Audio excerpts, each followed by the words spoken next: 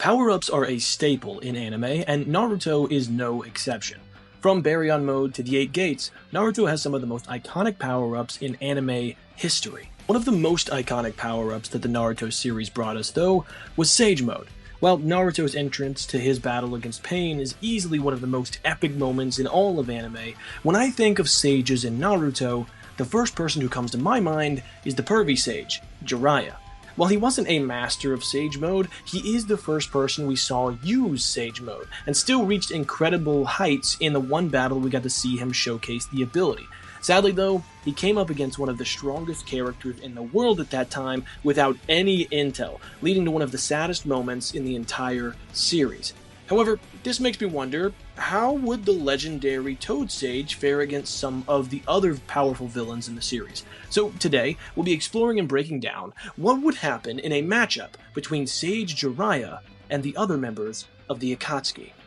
Before we get started though, for more Naruto content like this, make sure to like and subscribe. Also make sure to hit that notification bell so you never miss out when new content drops. But without any further ado, let's jump into the video. For the structure of the video, I'll be essentially putting Jiraiya against each member of the Akatsuki from weakest to strongest in the same situation that he found himself in against Pain. However, in this scenario, Jiraiya will enter each battle in Sage Mode.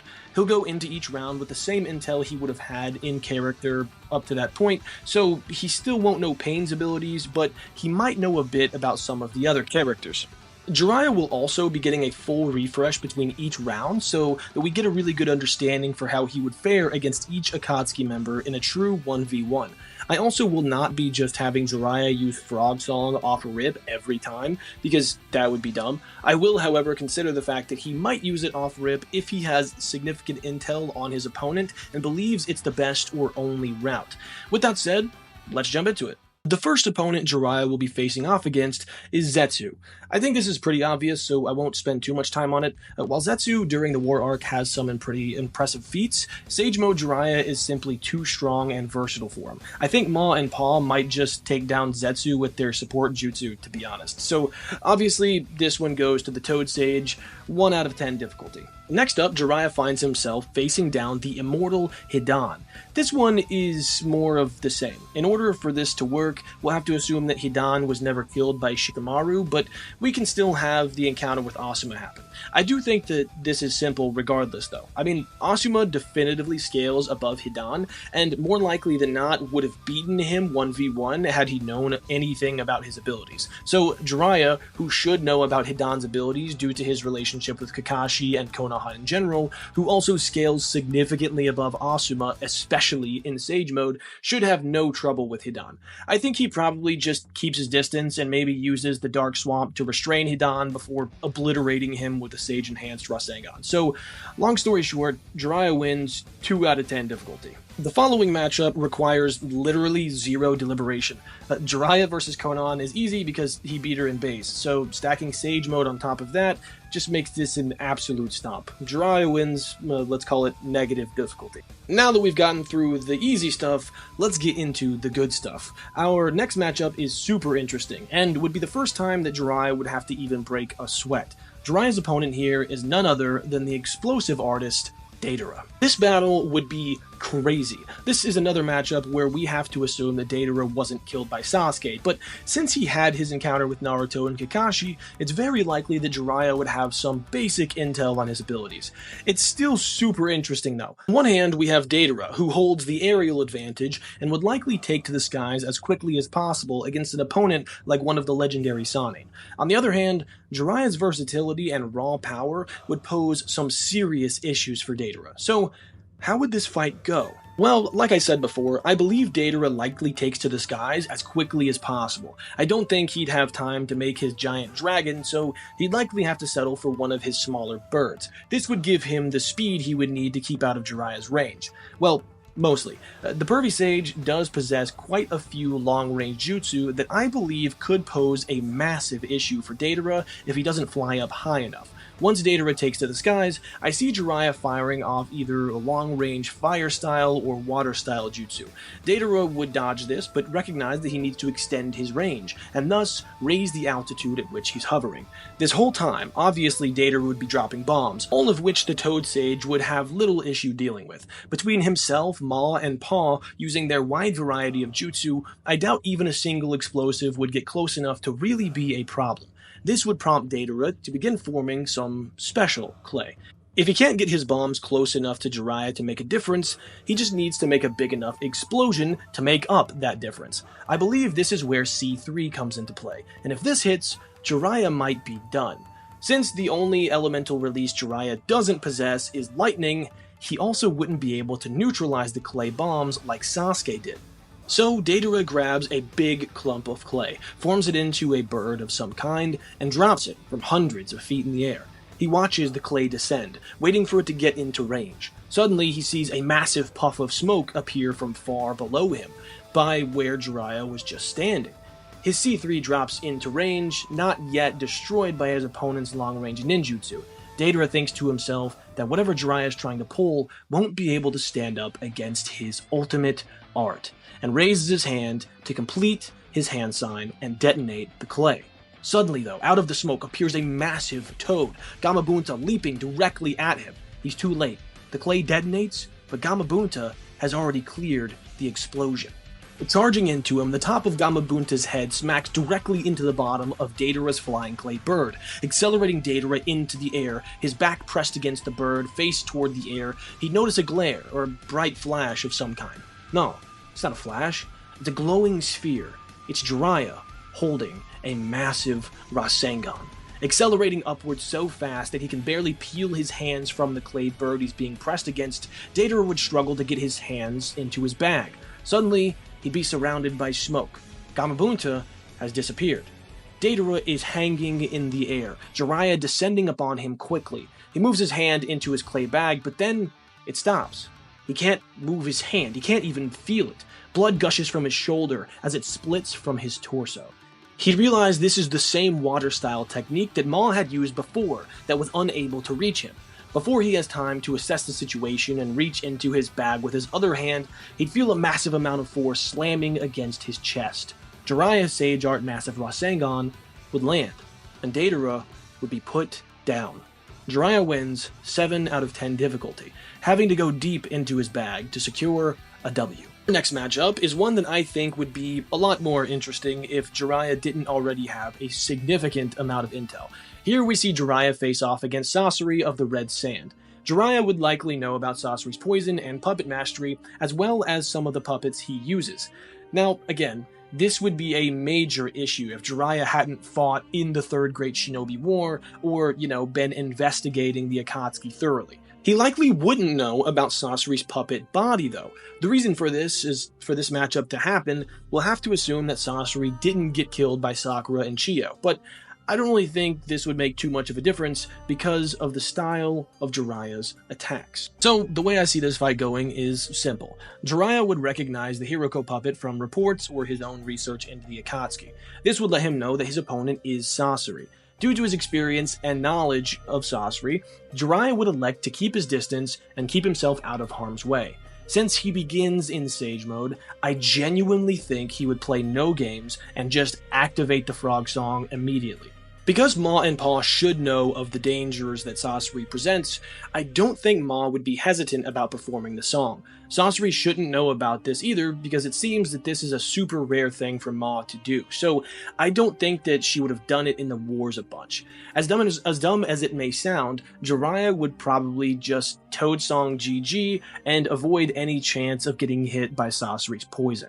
For those of you who don't know, Frog Song is stated to be the strongest genjutsu, so Sasori isn't escaping. So even though I think Sasori is above anyone else that we've talked about, Jiraiya wins this like 1 out of 10 difficulty, only due to having prior knowledge on Sasori and his abilities. Our next matchup is one that is heavily debated in the community, and I think is super fun. It's Jiraiya versus Orochimaru. This would honestly be insane. Since Jiraiya begins in Sage Mode, I believe he starts with a significant advantage. However, since Orochimaru knows Jiraiya and his abilities better than arguably anyone else, I don't think it really matters. In this scenario, I believe Jiraiya wouldn't take Orochimaru lightly, but we do see them sort of talk trash before each match, so it probably begins like that. They'd then likely go into some sort of close quarters encounter, which Jiraiya should win due to the physical amps given to Jiraiya by Sage Mode. The summons would then come out with Gamabunta and Manda having another duel which Manda would get the upper hand in. Inevitably though, Orochimaru eventually goes into his Hydra form. Since Orochimaru would know about Frog Song, I have to believe that he either has some sort of counter for it, or would just try to take down Jiraiya before he can get it off. Genuinely, I see Orochimaru deafening himself by manually destroying his eardrums to prevent getting caught in the Genjutsu. Since he can just spawn a new body at basically any time, I don't see a reason why he wouldn't do this. Because Orochimaru's Hydra form is described as the strongest and largest of the snakes, and because his latent durability and regeneration should allow for him to tank pretty much everything Jiraiya can throw at him, I believe Orochimaru would pull out the W here. So, via overpowering Jiraiya with the Hydra form, Orochimaru wins 8 out of 10 difficulty, handing Jiraiya his first L. Following that first L, Jiraiya would enter a battle against someone who I believe could pose a major threat for him, Kakuzu. You see, physically, I believe Jiraiya and Kakuzu have similar showings in speed and strength, but Kakuzu has a significant advantage in durability. Kakuzu also takes one of Jiraiya's strengths in his versatility and throws it right back at him. Jiraiya is a master of 4 elemental releases, which is super impressive. But Kakuzu is a master of 5. However, in terms of jutsu potency, Jiraiya being able to infuse his ninjutsu with sage energy should give him the edge. I think something that might pose an issue for base Jiraiya in Kakuzu's heart-stealing threads would not really be an issue for sage Jiraiya, due to having Maw and Paw on his shoulders, able to deal with any threads coming his way.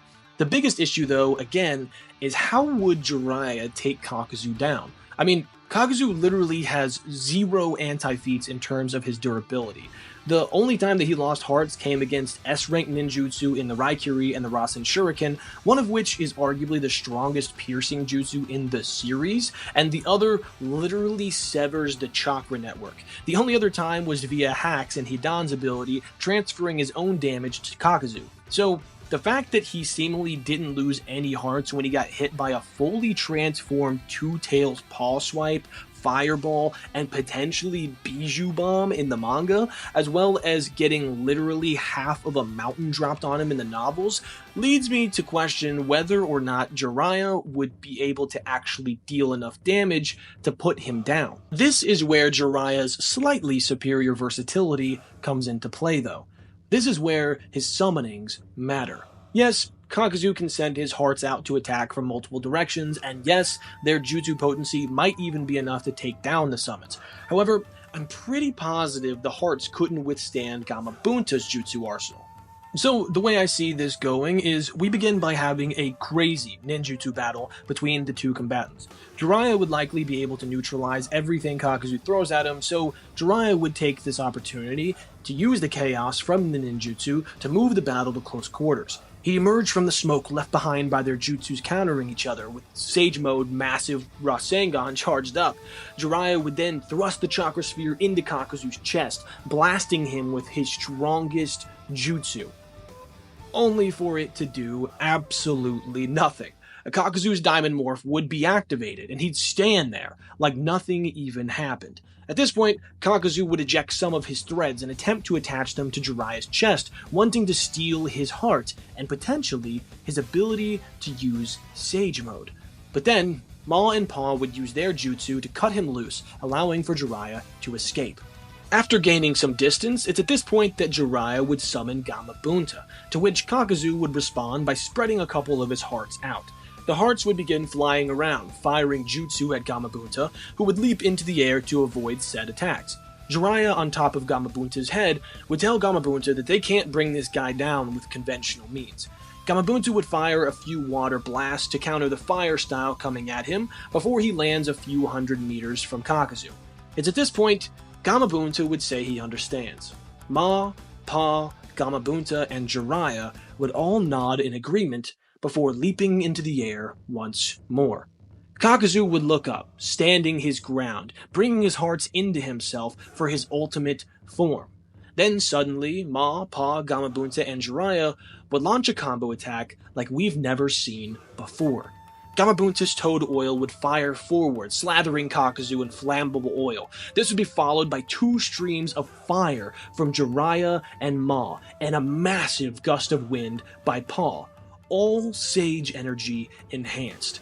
Kakuzu would be hit with one of the strongest ninjutsu combinations we've ever seen, with Sage energy adding to the already wind style and oil-enhanced fire techniques. I simply don't see a way in which Kakuzu and his hearts would survive this.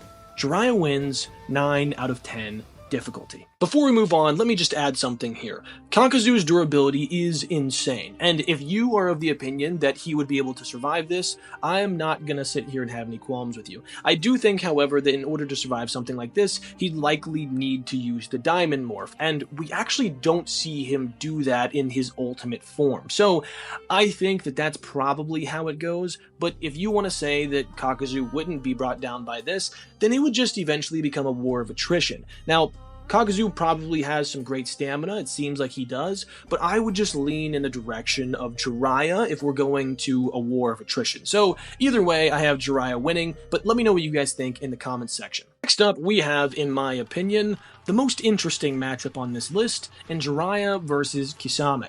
I will do a separate video on Jiraiya versus Kisame if they start in their base forms, but for now, we'll see what happens if Jiraiya enters the fight using Sage Mode. When comparing these characters, I do think it's noteworthy that Kisame himself believed he was inferior to Jiraiya, at least in part 1. What's most interesting about this to me is the fact that he points out Jiraiya's title in the same line of thought.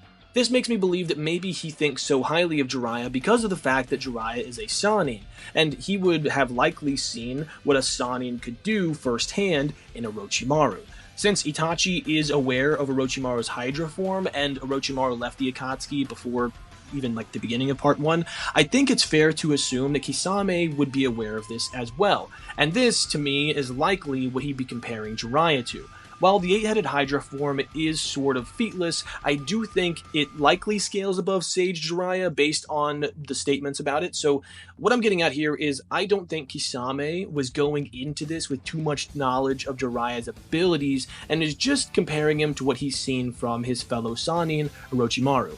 It's also totally unclear if he can even merge with Samehada at this point in the story, due to the fact that he hasn't shown it, so it's unclear whether or not this statement even applies to the same Kisame that we see fight Guy and E later on in the story. That said, I think stylistically, this fight would be really interesting. They both cast large-scale ninjutsu, and I think that's probably how they'd start out here. Jiraiya does physically scrap with the Paths of Pain, but I'm genuinely not sure if he'd even be able to do that here, because Kisame almost always begins his battles with massive scale ninjutsu, gaining range while doing so. Even if they do engage in close quarters combat though, I don't think it really helps Jiraiya that much, because Kisame was able to react to version 2B and 6th gate Guy. Also, his durability, like Kakuzu, is off the charts, although probably not to the same degree. Not only does he have regeneration, but he was also capable of taking an island-sized Hiradora explosion to the face and receiving relatively minimal damage.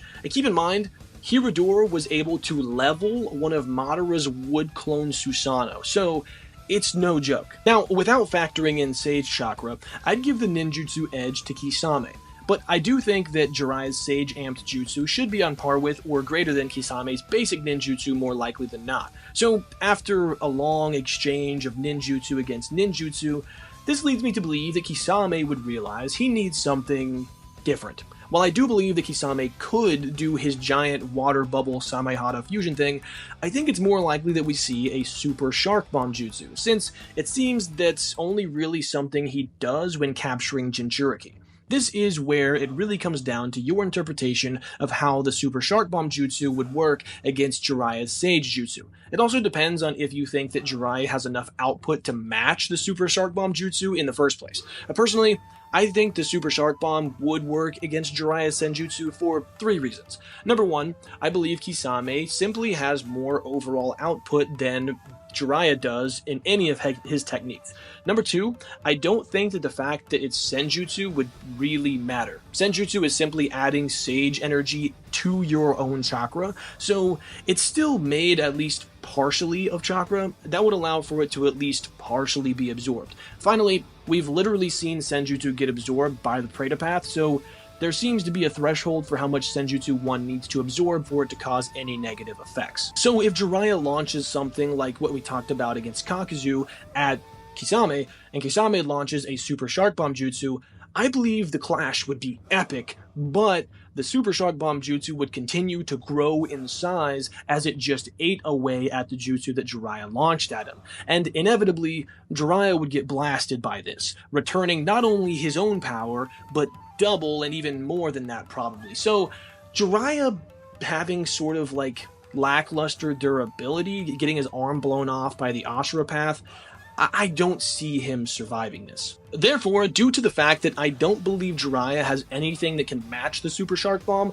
along with the fact that Kisame likely scales higher than Jiraiya anyway, I see this going to Kisame with about 7 or 8 out of 10 difficulty. So to be totally transparent here, from here on out it's pretty simple, so while I want to make it more interesting, I won't spend a ton of time on it.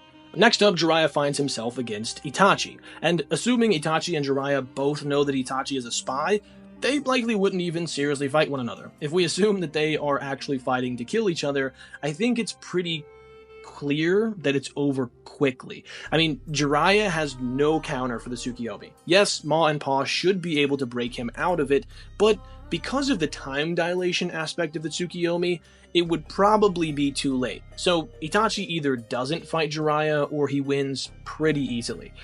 I'd like to add that I do believe Itachi would go straight to the Tsukiyomi too, since he felt the need to use it to take down Kakashi, and he'd likely know about Sage Mode, so yeah, Tsukiyomi GG. Do I believe that Jiraiya could beat Itachi via Frog Song? Yes, absolutely. However, Itachi would likely just go straight to the Tsukiyomi and he'd get that technique off faster, so it wouldn't really matter even if Jiraiya wants to use the Frog Song off rip. So Itachi wins with 4 or 5 out of 10 difficulty just because the Tsukiyomi is so straining on him. Following that fat L, we have Jiraiya versus Pain, and I don't need to explain why Jiraiya loses here, do I? Do I think that Jiraiya, if he had full intel on Pain's abilities, that he'd be able to win this matchup via Frog Song? Yes, I think that's actually what Pain was referring to whenever he said that Jiraiya would have won had he known his secret. However, like I said, he's going into this battle with the same exact intel as before, so while I do believe that he likely loses, but does a little bit better, it would still be more of the same. Even in Sage Mode, Jiraiya had a tough time against 3 of the weaker paths, and once the all 6 showed up, he just got dominated. Due to this, there's no reason to believe that he'd actually win against Pain, in my opinion. So, Pain wins 3 to 4 out of 10 difficulty. And finally, in a matchup that requires basically no deliberation, we have Obito. This one would be more interesting if Obito wasn't an Oscar-worthy actor. All of Jiraiya's intel on Obito would massively betray him here, because Obito would just basically no-div him with Kamui, but if Jiraiya knew that this was the man who was secretly leading the Akatsuki, who attacked the Leaf on the day of Naruto's birth, I don't think he'd play around. He'd likely tell Ma, look, there's no time for you to whine, we have no choice but to take him down, and this would lead to an obvious Frog Song GG. However, like I said before, he probably would just think this dude is a dunce who served as a lower member of the Akatsuki in more of a support role. Due to this, Obito wins 0 out of 10 difficulty. With that said, let's review. Jiraiya cleans up the lower members of the Akatsuki with relative ease, beating Zetsu with 1 out of 10 difficulty, Hidan with 2 out of 10 difficulty, and Konan with negative difficulty. He then moves on to face the tougher competition in Deidara. Due to his aerial advantage and Jiraiya's lack of ability to use Raiton to neutralize Deidara's bombs, Deidara pushes Jiraiya pretty hard. Jiraiya has to reach way down into his creative bag to pull out a W with 7 out of 10 difficulty. Jiraiya's intel on Sasori would allow for him to squeeze out a pretty cheap W, activating Frog Song almost immediately. If he didn't have this intel, he would almost assuredly lose, because I don't see him not getting hit by the poison, but because of the intel, Jiraiya wins 1 out of 10 difficulty. Jiraiya's next matchup is against his fellow Sannin, Orochimaru, and it ends in an L for Jiraiya. Due to Orochimaru's superior overall power and his Hydra transformation, I think that this one is pretty clear. Next up, Jiraiya faces off against Kakuzu in the battle of a lifetime. Their versatility and Kakuzu's insane durability would make this matchup super fun to watch. However, with the help of his toad summonings, Jiraiya would be able to pull off a combination jutsu like we've never seen before to put Kakuzu down, but only after a hard-fought battle. So, Jiraiya wins with 9 out of 10 difficulty. The Perfect Sage catches his second L against Kisame due to his inability to deal with the superior jutsu in the Super Shark Bomb. If you believe that Jiraiya's Senjutsu would be able to counter the Super Shark Bomb, that's okay, but he still likely wouldn't possess the overwhelming power needed to take down a guy who tanked a Hiradora. And finally, Jiraiya reaches the upper echelon of the Akatsuki members, but loses handily to each one in Itachi, Pain, and Obito. So Jiraiya finishes with a record of 6-5, which, I gotta say, is pretty impressive, and I did not think that he was gonna do that well. But what did you guys think? Was I spot on or way off the mark? Let me know in the comments section below. Also, make sure to let me know if you'd like to see another character face off against the Akatsuki in this way, because this was really fun to put together. Finally, if you liked the video, make sure to like the video, and also don't forget to subscribe and hit that notification bell so you never miss out when new content drops. But thank you so much for watching all the way to the end. Have an awesome day.